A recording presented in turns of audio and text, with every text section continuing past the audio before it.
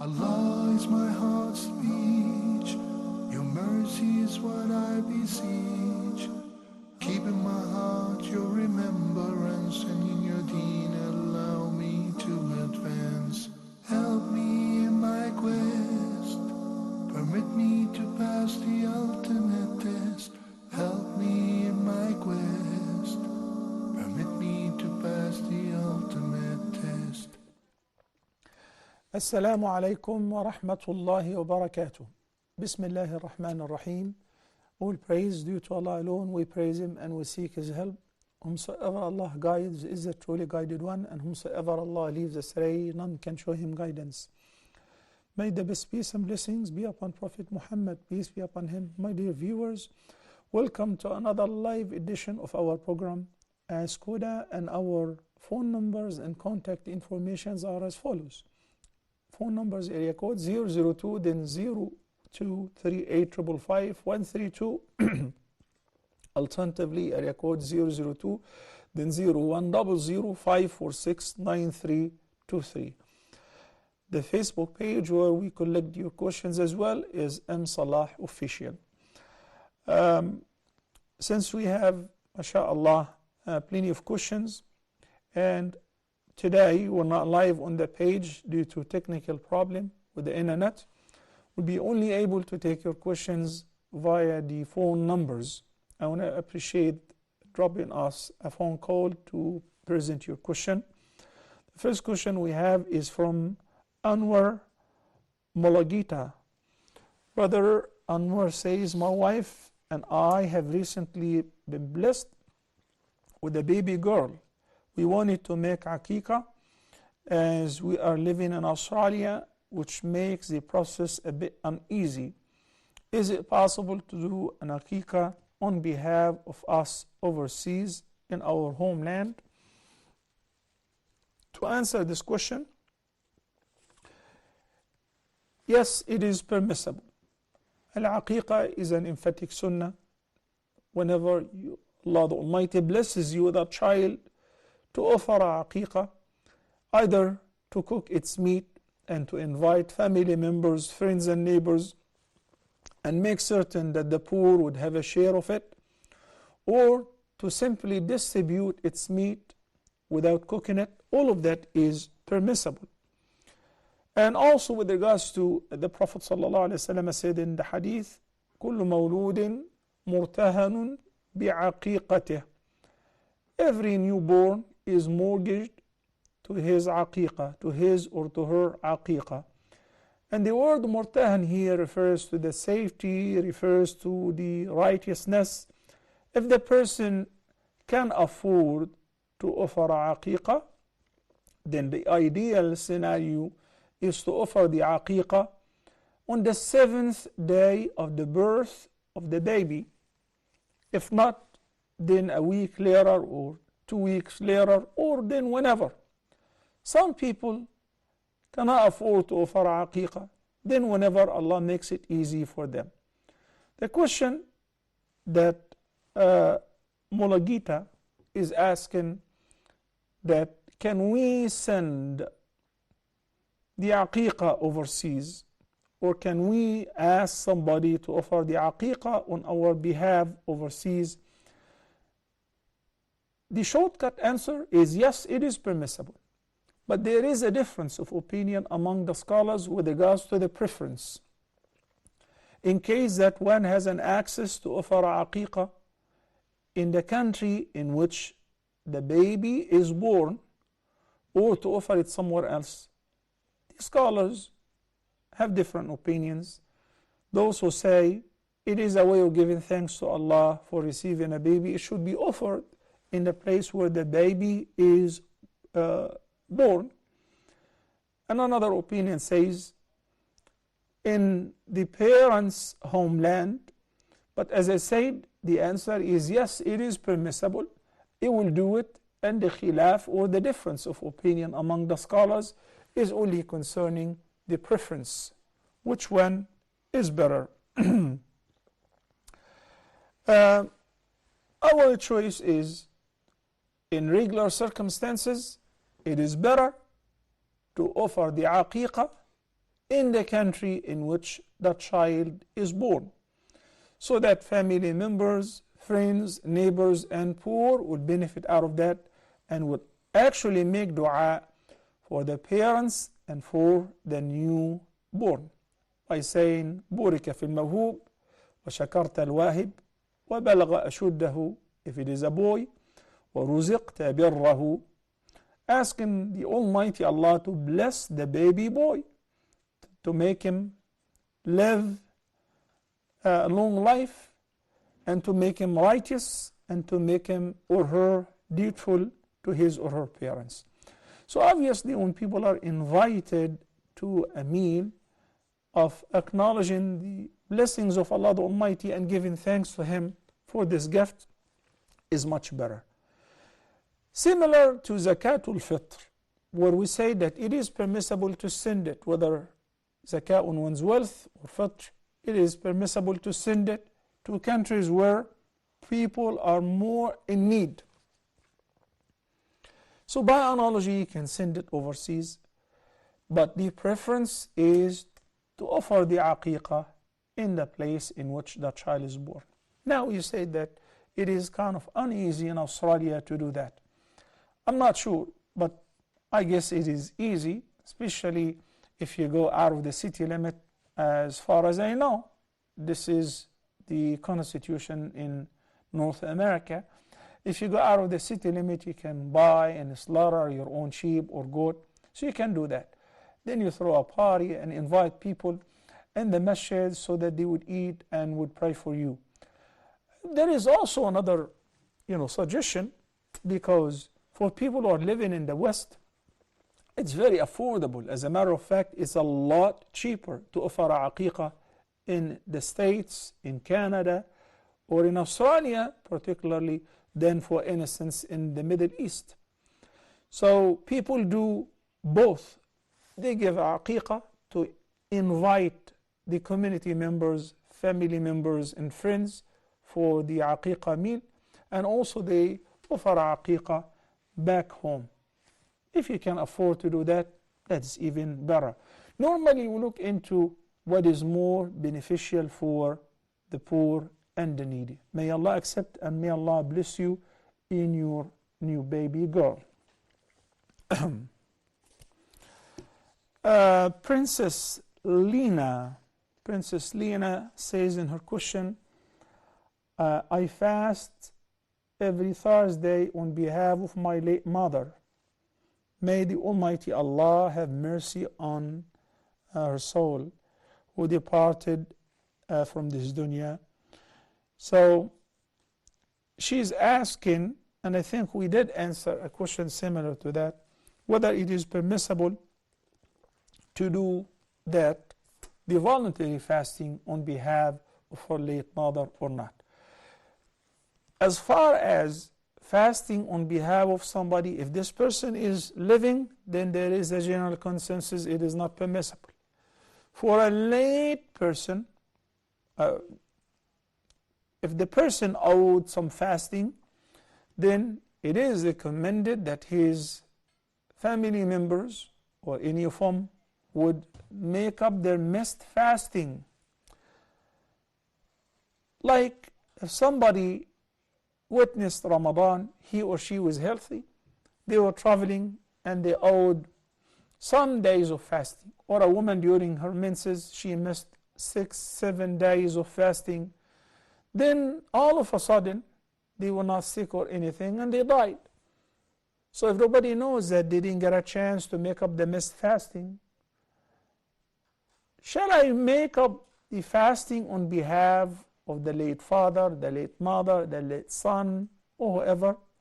The Prophet ﷺ said yes. His answer was in the affirmative. So that too, we have a reference. Similarly for Hajj, for charity, but for the voluntary sadaqah, such as fasting, a voluntary fasting, there is a difference of opinion. And those who say that by analogy to giving in a charity, every bodily worship, not only financial worship, would be also accepted on behalf of a late person. So as you know that the ibadat is divided into bodily acts of worship, such as the prayers, such as Hajj, such as fasting. We'll continue after this call, inshallah. Assalamu alaikum. Sister Sana from the KSA. Assalamu alaikum and welcome to Ask Huda.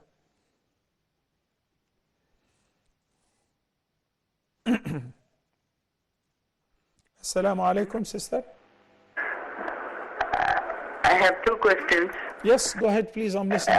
The first question is, I have seen some people performing Umrah on behalf of Prophet Sallallahu Alaihi Wasallam. I don't know whether this is, I just wanted to ask your opinion regarding this. The second is, I have a friend of mine who comes from an African country, and her skin is dark. So she has some issues with her husband.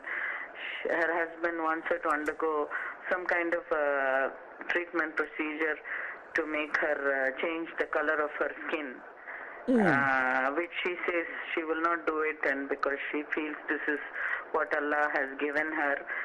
This is the dark color, which is what she was born with, and she will not change this color for the sake of anybody. So I tried to convince her, saying it's the wish of your husband. I feel it is legal. So she says, I am playing with the nature. I am rather interfering with the creation of Allah. So I just wanted to know whether what she's doing is right or. She always covers herself. She wears the hijab, and she's a very religious lady. So you're saying that her husband wants her to change her complexion? Her husband wishes her to change this. I believe it is a common practice all over the country of Sudan and African countries. And how do you guys do that? Sorry? How do you guys do that? Change the color, the complexion? No, they have some kind of chemical therapy, and those who are born dark. And this is not carcinogenic. They become fair. So it's a kind of a chemical treatment which probably it involves some drugs which decrease the melanin in the skin, and her friends have all done it, and there aren't any side effects which she has noted. Medically it's fine, but religiously, Islamically, I don't know whether it's right or wrong. So she tends to have a lot of tense moments with her husband due to this, only because of these issues. Okay. Thank you, Sheikh. I hope you got my question. I did. Okay. Thank you, sister. Sheikh. Thank you very much. Sana from the KSA. Brother Muhammad from the KSA.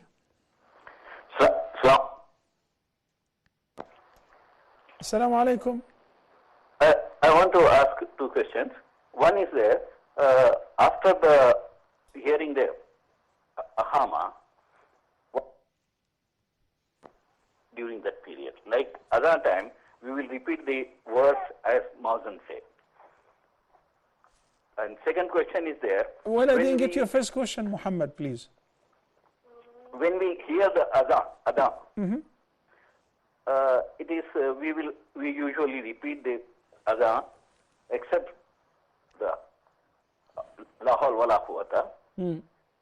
And second question is when we make dua, means pray, raising our hand after adhan, after aqamat, during that period, when we finish our dua or pray, what we have to do is leave the hand, or some people say that they rub the face or blow out on the chest. Which one is correct, or what we have to do it? Thank you. Thank you, Brother Muhammad from the KSA. Sister Shuga from the United Arab Emirates, Assalamu alaikum and welcome to Ask Huda. Wa alaikum assalam, Sheikh. Wa alaikum assalam, Sheikh. I got you. Go ahead, Sister Shuga. Yeah, Sheikh, I wanted to know if the beard, the part of the beard is below the earlobes, like so we can trim the part above the ear. You're asking about trimming the beard. Yeah, like can we trim the hair above the earlobes? Okay, you're asking about trimming the beard or the hair? Hair above the earlobes. Okay, hold on 1 second. This is Sister Shuga. Assalamu alaikum. Wa alaikum assalam. I'm talking to a sister, right? No, brother. Brother. So you're asking about trimming the hair, okay? Above the earlobes. Above the earlobes. Okay, I understand. This is for a male, right? Yes. Okay, I got your question. Yeah, thank you, Sheikh. Assalamu alaikum. You're most welcome, Shoja from United Arab Emirates. You're asking. Thank you. Same to you. Barakallah feek. All right. Let's look into Sister Sana's question about number 1, performing Umrah on behalf of Prophet Muhammad sallallahu alaihi wasallam. No, it is not permissible. Why not? Because it is not prescribed. This is an act of worship. And for your information, our most beloved Prophet Muhammad sallallahu alaihi wasallam automatically receives a similar reward of the reward of anyone who does any good deed. And that is because he said, الدال على الخير له مثل أجر فاعله. So whosoever does any good deed, then inspires another to do it, guides people to do it. When others do it because of their guidance or because of their teachings, they will receive a similar word to those who have done it because of them, because of their guidance. And that would not diminish the reward of either one. Assalamu alaikum wa rahmatullahi wa barakatuh. Fuad from the UK. Assalamu alaikum, brother Fuad from the UK. Alaikum assalam. I got a question actually. I came here Makkah to perform Umrah. While I was talking today with my mom, she asked me, because tomorrow I'm going to leave Makkah, and she asked me to do Bidai Tawaf. But I was not sure, is it too right? Bidai Tawaf leaving Makkah, or is it the Hajj one which you do Bidai Tawaf? Okay, I got your question. Fuad from the UK. Akhi Yes. Fuad, Tawaf al-Wada', the farewell Tawaf, is not required for those who are performing Umrah. But if you do it, that would be great. But it is not mandatory. Okay? So this is just simply because Brother Fuad is performing Umrah and his question is pressing. Assalamu alaikum wa rahmatullahi wa barakatuh. Rabi from Somalia. Assalamu alaikum, Rabi. Wa alaikum assalam wa rahmatullah, Sheikh. I've got several questions. May you accept me to ask about 3 questions? Not a problem, but before you ask any question, I want to ask you about Somalia and Somali people and how is the situation in Somalia. It's a very dear country and very dear people to my heart. I want to make sure that they're doing great.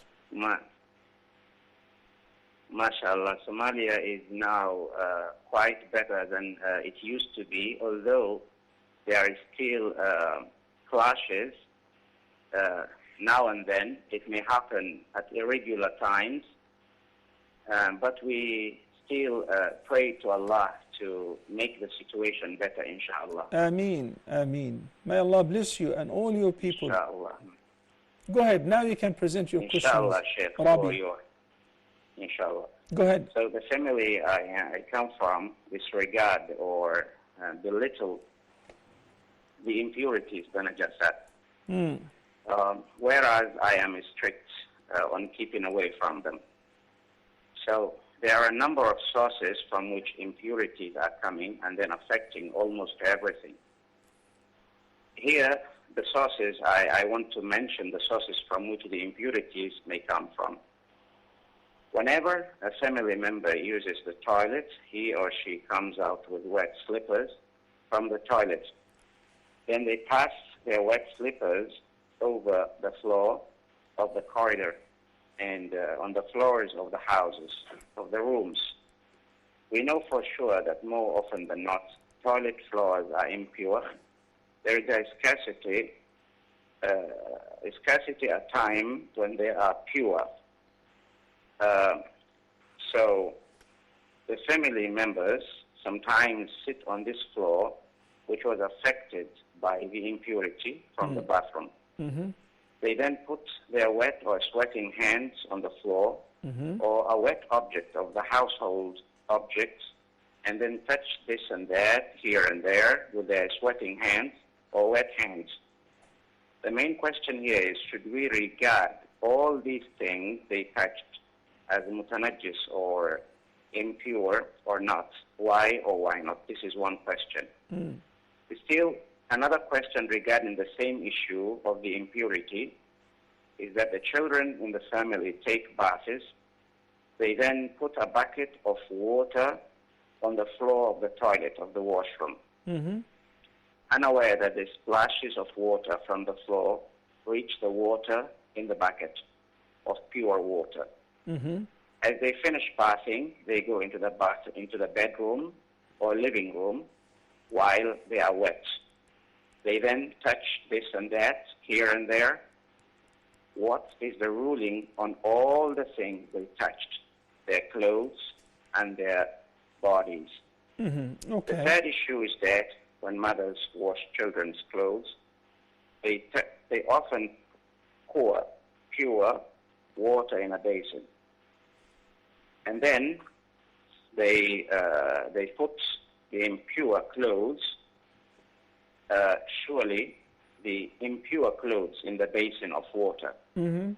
And after removing the dirt or najasa, they put the clothes again into another basin of pure water. Then they put the clothes on the cloth line to dry. Our local fiqh scholars used to tell us that removing an impurity can only be valid if pure water is poured over the impure object and not otherwise.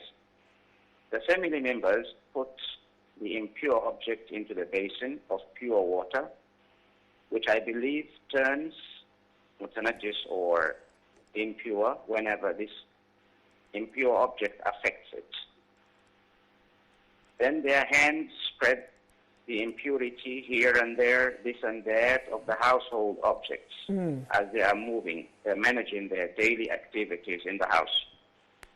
The spread of the impurity can be made possible, according to fiqh jurisprudence, mainly by two things: moisture and the actions by the limbs, mainly the hands. If it is argued that it is doubtful that these wet hands have affected everything, I can dispute that they did, of course, touch everything, although the exact areas they affected are uncertain. But what is indeed certain is that they touched everything. And enough as an evidence is that I did follow with my eyes one day,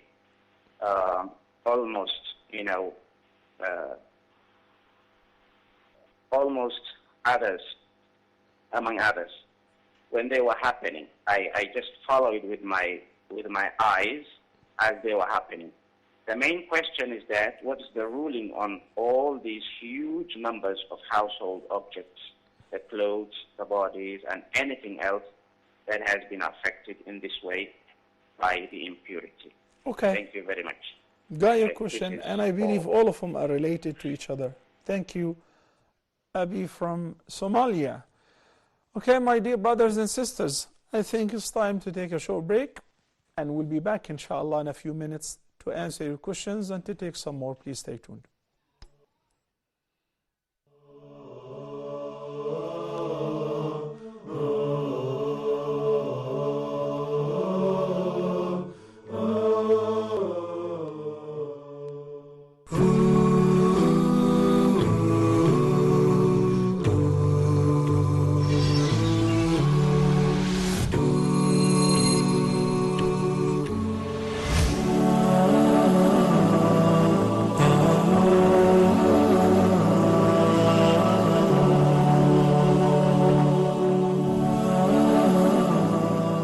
scholars are the transmitters of the religion of Muhammad sallallahu alaihi wasallam.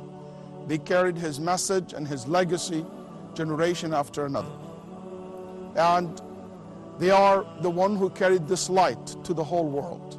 The Life of the Muslim Scholars is a new series on Huda TV. Through studying their life and exploring many aspects of their lives, we will come to learn so many lessons, get motivated and inspired by their stories, by their dedication for Islam and for the legacy of Muhammad sallallahu alaihi wasallam. Through this series, I hope that we will be able, inshallah ta'ala, to get motivated not to achieve only success in the akhirah, but in dunya as well. Join me, Walid Basyouni, in this new series on Huda TV about the life of the Muslim scholars. Looking forward having you. Stay tuned.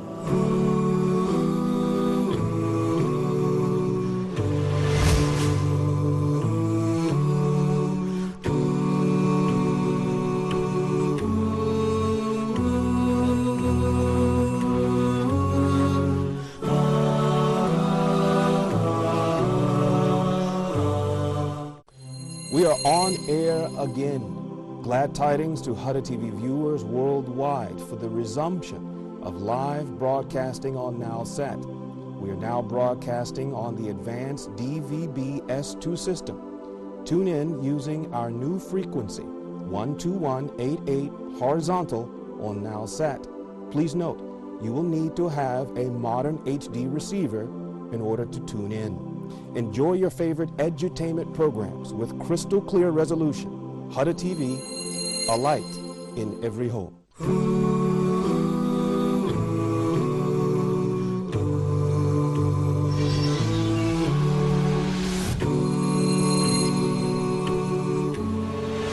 The Quran, the Book of Allah, the miraculous words of Allah, the light in the midst of all darknesses, has so many rights on us. And because of that, we initiated Quran Circle. In Quran Circle 1, we listened to the entire Quran. This was a great blessing. وقرآنا فرقناه لتقرأه على الناس على مكث ونزلناه تنزيلا. The Quran is both concise and comprehensive.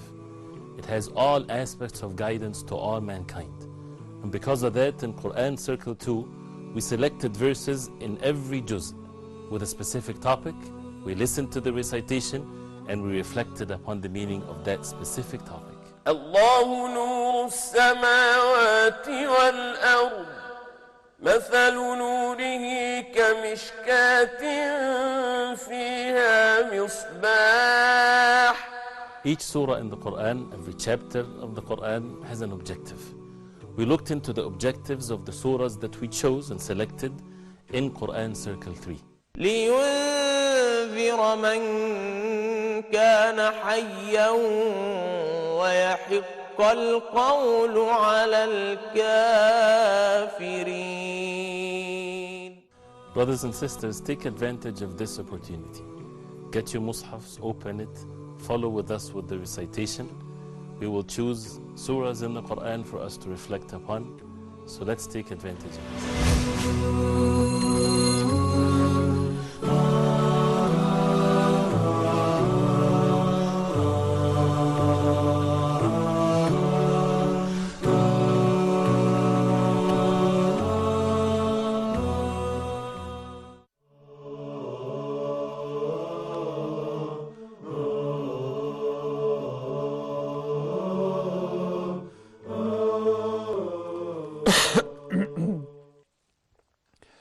Assalamu alaikum wa rahmatullahi wa barakatuh, and welcome back.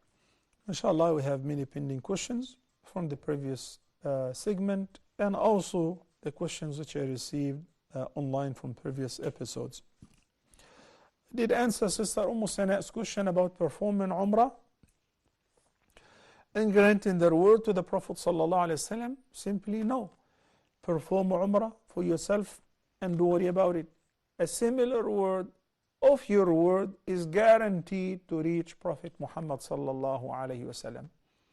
Benefit from the thawab yourself, that you need it, and make dua for yourself and for others. One thing they can do to purify your worship through your tawaf, through your sa'i, while you are in a state of ihram, increase send and the peace and the blessings upon Prophet Muhammad sallallahu alaihi wasallam. Send the peace and salutation upon him. This is what all the believers have been commanded to do. None of us were commanded to fast on his behalf, read Quran and give their word to him, or do Hajj or Umrah and say this is on behalf of Prophet Muhammad. Follow and do not innovate. The ayah of Surah Al-Ahzab is the best reference in this regard. Ya ayyuha alladhina amanu sallu alayhi wa sallimu taslima.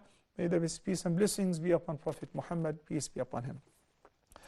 Sana asks, second question, there is one sister with dark complexion whose husband wants her to lighten her complexion and whiten her skin through a permanent treatment of removing the melatonin or whatever, and she says no. Alhamdulillah, Prophet Muhammad sallallahu alaihi wasallam taught us that no creature is to be obeyed whenever his instruction or his command or his request comes in clear contradiction with the divine guidance. This is what we say, لا طاعة لمخلوق في معصية الخالق. So we need to look into the ruling of whitening one's complexion. Is it permissible for a person with a dark skin to undergo an operation or an injection in order to permanently change their color? No, it is not permissible. It is not even permissible to draw a tattoo or to file the teeth in order to beautify oneself.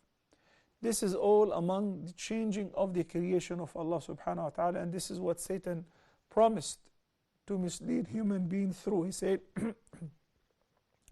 وَلَأُضِلَّنَّهُمْ وَلَأُمَنِّيَنَّهُمْ وَلَآمُرَنَّهُمْ فَلَيُغَيِّرُنَّ خَلْقَ اللَّهِ فَلَيُبَتِّكُنَّ آذَانَ الْأَنْعَامِ وَلَآمُرَنَّهُمْ فَلَيُغَيِّرُنَّ خَلْقَ اللَّهِ.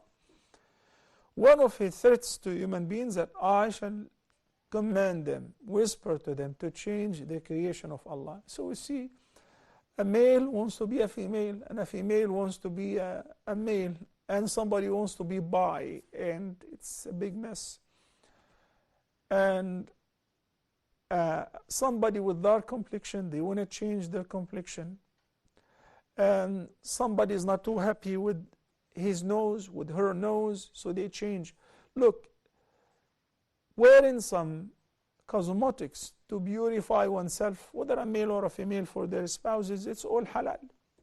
It's even recommended for a wife to wear, hair smoother, to wear cosmetics, makeup. All of that is permissible. But to change anything permanently, to change the color of the skin, is not permissible. And according to my limited knowledge from a medical background, this process is definitely, it has side effects. It does have side effects. There is an exception to that. Somebody who undergone or went through an accident or burns, it changes the color of their skin. Or some people who have vitiligo, so the dyspigmentation is affecting their skin. They go through a treatment, and some kind of ray treatment or injection in order to make a harmony in the skin color. That is permissible. Restoring the original image or treating a disease, there is no problem with that. But because you were born black and you're not too happy with your creation and you change it, that is not permissible. The Prophet ﷺ said, Allah the Almighty curses one who wears a wig, one who wears a tattoo, and one who connects her hair with another's hair, whether artificial or natural. And the one who files her teeth, or his, by the way, it's not only limited, but because it's more common among women. So he has, utilize the pronoun referring to al-wasila, al-washima, and so on. So we should avoid that. May Allah guide us to what is best. Assalamu alaikum wa rahmatullahi wa barakatuh. Abu Hamza from Gambia. Assalamu alaikum, Abu Hamza.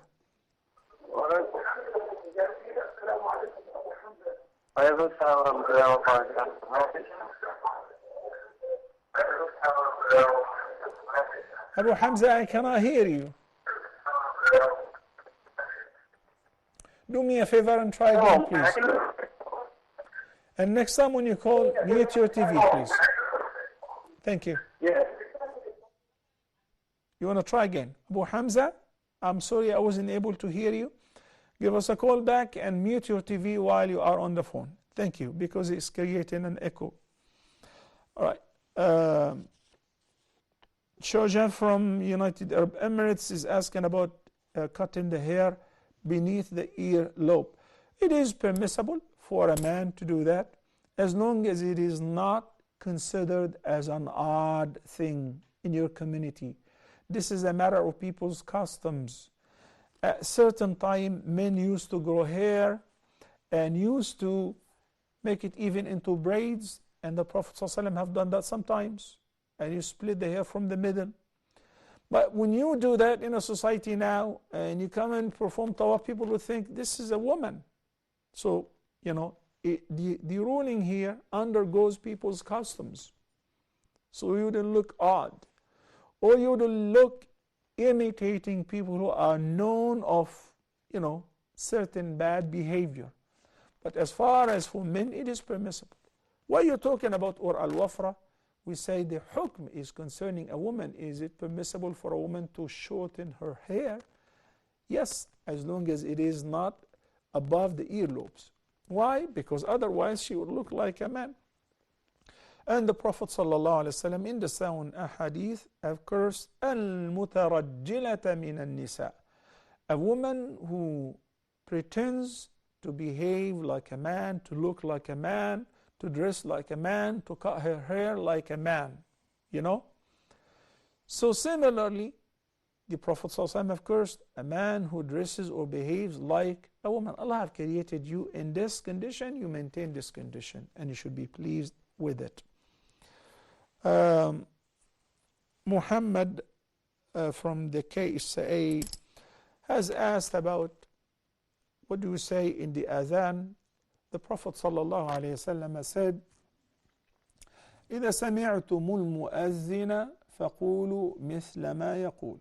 When you hear the caller to the prayer saying Allahu Akbar, Ashhadu an la ilaha illallah, repeat after him. Then he instructed us that whenever he says Hayya ala salah or Hayya ala al-falah, we say rather La hawla wa la quwwata illa billah. There is no mighty nor power but with Allah subhanahu wa ta'ala. Likewise, in the iqamah, you repeat after the mu'adhin who's calling the iqamah. And when he comes to قَدْ قَامَتِ الصَّلَاةِ, you say أَقَامَهَا اللَّهُ وَأَدَامَهَا.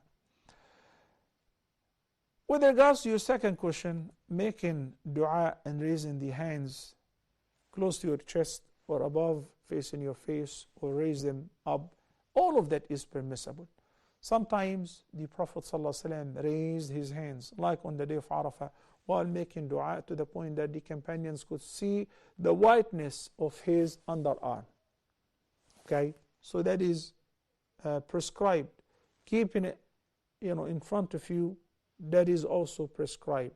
May Allah subhanahu wa ta'ala accept.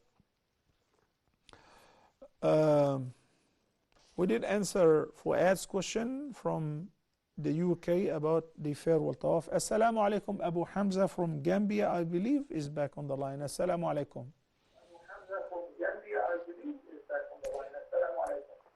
Wa alaikum salam wa rahmatullahi wa barakatuh.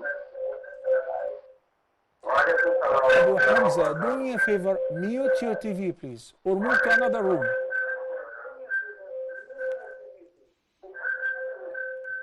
I am, okay. Hello? Yes, go ahead. Okay, this is the question I want to ask. Well, you didn't do it yet. Abu Hamza, Can you perform ablution? turn Can you your perform TV dry off, please. ablution outside the mosque before you enter?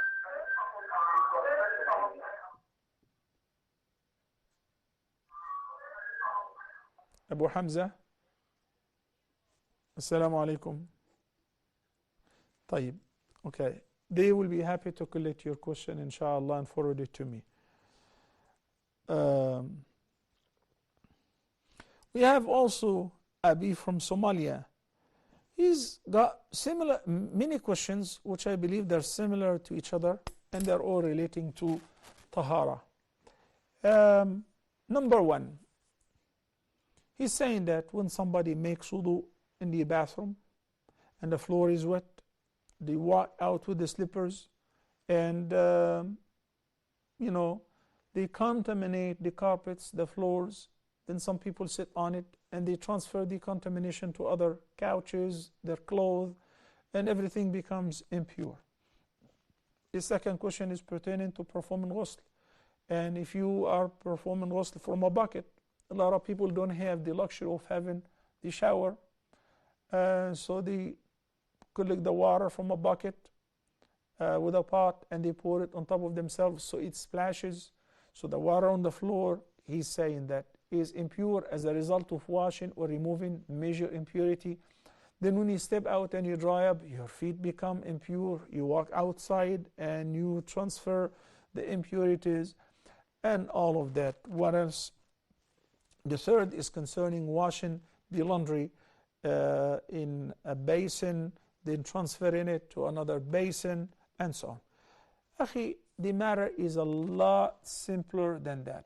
Number one, we do not take the impurities with doubts. It's either you're certain that there is an impurity or not, because that can take you into a very deep area of trouble.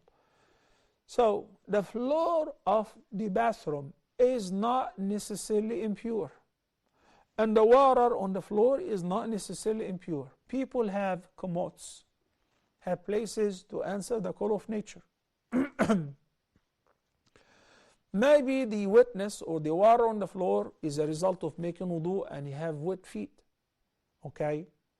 As far as I know, even I have visited the poorest countries on earth. I have visited a lot of places in Africa. They do have commodes to answer the call of nature in. Okay, so if they have such thing, that means it is designated area to do number one or number two and answer the call of nature. Then the person would do istinja and wash their private and step out. The whole area is not necessarily impure, unless if it is in public places where you have the urinal, people urinate while standing and they can just mess up the whole area. This is understood. But at home, the floor is tahir, unless if you're certain that some people do urinate while standing and they spread the impurities. Okay? Also, simply, you can flush the whole floor with clean water and swipe it. That's it. The floor is tahir. In order to remove those doubts. So when somebody makes wudu wearing the slippers and steps out, the floor is tahir, is pure. And it will not contaminate or impurify any other place. The best scenario is at home, normally we leave slippers for the bathroom. We do not walk with them outside. Even if we do, if the floor is tahir, it doesn't matter. In our house where we grew up, my mother has certain bylaw, constitution. The shoes that you wear outside do not go inside. You leave them outside.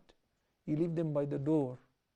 You do not enter the house with the same shoes that you walked in the street with. Is this something pertaining to halal haram? No, it's a matter of cleanness. She says we'll pray on the floor here and there, and you never know what you stepped on in the street. But this is not something required from a legitimate Sharia point of view, because the street is clean when the sun rises upon, unless if you're certain that you stepped on some physical impurities. Okay? The Prophet ﷺ used to walk back and forth, and he used to pray while his boots are on or khuf are on. And only once when Jibreel, peace be upon him, came to him while he was praying, and he told him that your boots or your khuf have some impurities. So he took them off and he kicked them out in the prayer, and that's it. So the floor is not necessarily impure. It is pure unless if you're certain that there is an impurity here. It's as simple as that, just to make your life easy. Secondly, the water that splashes while you're taking a bath is absolutely pure. Really? Yes. The khilaf, or the difference of opinion among the scholars, is with regards to whether this water is mutahhir, can be used for further purification or not. You follow me? So if a person is taking a bath and pouring from the bucket, and the water gathered in one place, this water is pure. So if you step on it, if you walk on it, it doesn't make you impure. You don't have to wash your feet after. But the vast majority of the scholars said this water cannot be used for further purification, like for wudu or ghusl. Yet, Imam Malik, Abu Hazm al-Zahiri, Shaykh al-Islam ibn Taymiyyah, and Ahmad ibn Hanbal are of the view that it can be even used for further purification. Like if you perform ghusl and the water is collected in a bathtub, you can use it. So there is a difference of opinion only concerning whether this water can be used for further purification or not. But the purity of al-ma' al-musta'mal, the water which has been used for removing impurities, whether minor or major, is actually tahir. When you perform wudu, and you walk outside and you go to the masjid dripping with water, this water, when you shake hands with people and when it drips on the floor, and it's tahir, it doesn't create any problem. Okay? So do not really make a big deal out of that. Now we come to your third point. What removes the impurities? Like we have some najasa, somebody's clothes, baby's clothes which have urine and have feces and all of that. The physical impurities must be removed for the thawb to be tahir. So if you put all the clothes in the washer and it is washed thoroughly and it is removed, fine. But if we soak it in water, then remove it and put it on it's already, the impurities have been distributed. You put it on the laundry line, okay? While the impurities, it was solid, now it is liquid, and it is in the entire cloth. So it must be washed off. That can be achieved through either pouring water and squeezing the cloth. In this case, it becomes tahir once, twice, 3 times. Or removing it from an impure one to a pure one, then a 3rd time until there is no traces of impurities, that becomes tahir. I think by that we did answer all your questions. Alhamdulillah. May Allah the Almighty teach us what we don't know and guide us to what is best. أقول قولي هذا وأستغفر الله لي ولكم. صلى الله على سيدنا محمد وعلى آله وصحبه وسلم. والسلام عليكم ورحمة الله وبركاته. Allah is my heart's speech. Your mercy is what I beseech. Keep in my heart your remembrance, and in your deen allow me